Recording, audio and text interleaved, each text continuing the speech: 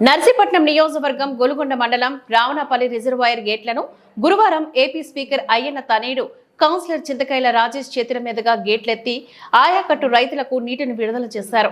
ఈ సందర్భంగా ఆయన మాట్లాడుతూ రావణపల్లి రిజర్వాయర్ ఆయకట్టు కింద సుమారు 3000 ఎకరాలలో రైతులు పంటలు సాగు చేస్తున్నారంటూ వివరించారు. రిజర్వాయర్ నీటి సామర్థ్యం 358 క్యూసెక్ మీటర్ల కాగా ప్రస్తుతం 215 క్యూసెక్ల మీటర్ల నీటిని విడుదల చేయడం జరుగుతుందని అన్నారు.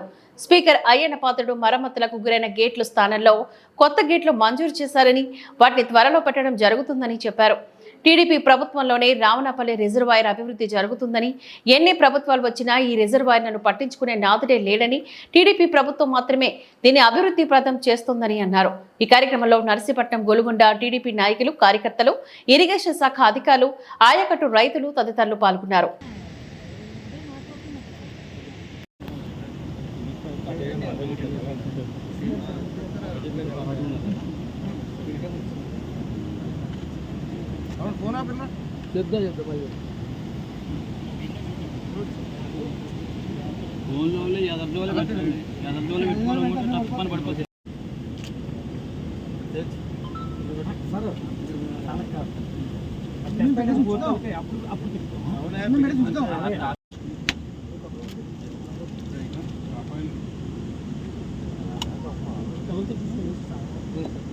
కొబ్బరికాయలు అందరికీ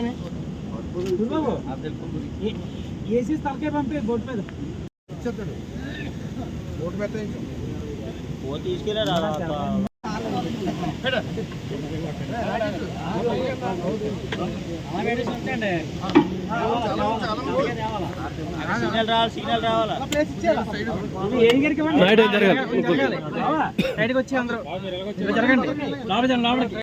అందరికీ నమస్కారం అండి. ఈరోజు రావణపల్లి రిజర్వాయర్ గేట్లు ఎత్తడం జరిగింది. మంచి రోజు ఈరోజు.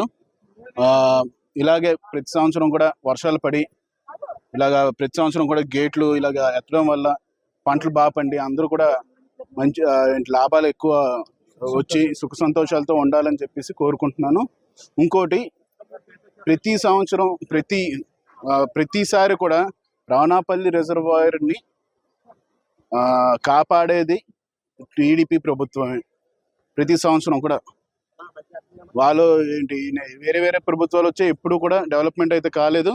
కానీ ఎప్పుడు కూడా డెవలప్ చేసేది ఓన్లీ టీడీపీ ప్రభుత్వమే. అది మొత్తం అందరూ గ్రహించాలి, రైతులందరూ గుర్తించాలి. ఇక్కడ ఇప్పుడు కూడా గేటు కొత్తది ఈ వర్షాకాలం అయిపోగానే వేస్తారు. ఆల్రెడీ వచ్చేసి ఏఈ గారు మొత్తం అంతా ఇదంతా ఎస్టిమేషన్ వేశారు. వర్షాకాలం పూర్తి అవగానే నవంబర్ కల్లా గేట్ పడుతుందని చెప్తున్నాను. ఇవన్నీ కూడా ప్రతి రైతు కూడా గుర్తించాలి అని చెప్తూ సెలవు తీసుకుంటున్నాను.